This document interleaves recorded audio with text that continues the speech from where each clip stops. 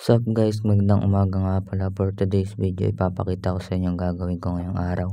So, gagawin nga pala natin ngayong araw ay tayo ay magtatayo at magtutulos sa laot ng bukatot kung tawagan sa amin na panghuli ng dilis, pusit, gano'n. Chet. At dito nga guys ay kumain muna kami nila papa bago kami umalis kasi mas okay yung kumain ka muna bago ka magtrabaho kasi napakahirap at napakainit, minsan malakas pa yung alon kaya mas goods pa rin talaga yung may kain bago ka magtrabaho. And so yun nga pala, dahil tapos na ako kumain at nakapagpahindag na rin ay inumpisahan ko ng hakutin yung iniwalay ni Papa na kawayan, yung mga may tilos na sa dulo. Tinilusan na nga pala niya yung dulo para mas madaling itusok. Then yun, tapos pagkakot ko nga pala dyan ay hinati ko na siya tigli mga alam pala yung tagkabilang gilid. At kung mapapansin nyo nga pala ay napakahaba ng kawayan. Siguro mga 6 or 7 di pa yung haba niyan kasi napakalalim talaga nung pagtutulusan namin. At ang mga makakasama ko nga pala dyan mamaya ay si Papa at si yung kapatid kong sumunod sa akin, si Gmart. At yun. Siguro guys, napapaisip ko kung bakit kami magtatayo ng ganito kasi una sa lahat para meron kami pambahog sa aming alagang isda, ganon. Tapos pag sobra naman yung aming huli ay bibenta namin. At kapag naman sobrang dami or dagsa yung isda na halimbawa sabihin nating dilis ay gagawin naman namin ni Papa ay tutuyuin na lang namin tapos at pagkatapos ay ibebenta na rin namin pag halimbawa tuyo na or papang ulam na lang namin pag halimbawa wala na kami pang ulam, ganon. And so yun guys, kung nakikita nyo napakakalma ng dagat ngayon.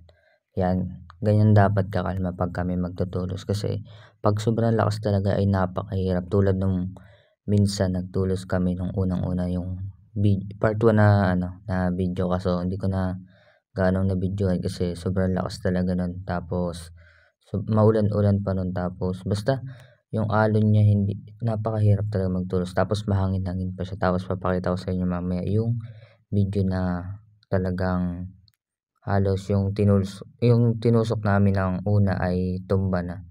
Napapasabi nga yung iba, yung napapada na para daw binagyo yung aming pagkakatulos ng una. And so yun guys, pagkatapos ko nga pala hakutin yung kawayan sa bangka ay umalis na rin agad kami kaso hindi ko na na-videoan yung pag-alis namin. Pero yan, papunta na pala kami dun sa aming patutunguhan at sa aming tinulusan ng una. Then papakita ko sa inyo kung ano na nga bang ang itsura ng unang So yun guys. And so yun guys, yun nga pala yung unang tulos namin. So makikita nyo talagang tumba na out, para na rin talagang binagay yung pagkakatulos namin. Pero mamaya may itatayo na namin yun at mas maganda na yan tingnan pag naitayo na namin. So yun, nakakagulat nga lang at nakakalungkot kasi may 2 kawayan kaming nawala. Yun, nagkakahalaga nga pala yung isang piraso niya ng 100. Then yun, para kung sa nakakalungkot talaga kasi nawalan agad kami ng 2 kawayan. At kasi naman nung nagtulos kasi kami nung una ay sobrang lakas talaga at napakahangin.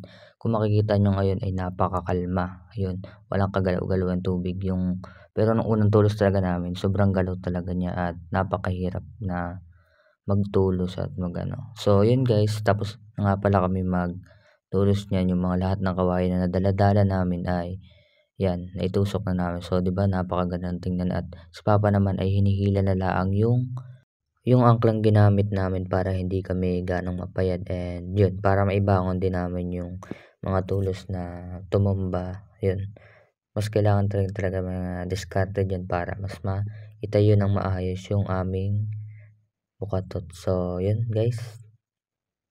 And tsaka pala nung pauwi na laang ay tinatawanan ko yung kapatid ko kasi huling tulos na talaga, tapos nahulog pa siya sa tubig.